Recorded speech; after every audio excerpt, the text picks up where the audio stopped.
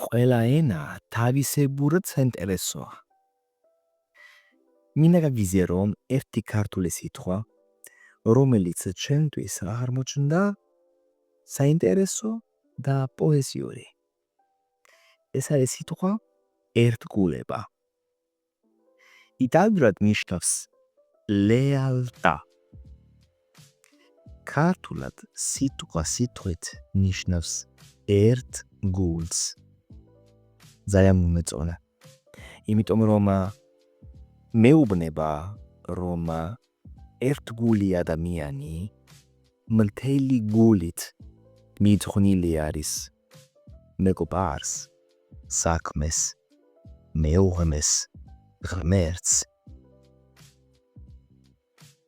შენ გამიზიარე, რომელი სიტყვა აღმოჩნდა შენთვის საინტერესო, პოეზიური, რომანტიკული ჩემს ენაში, იტალიურში.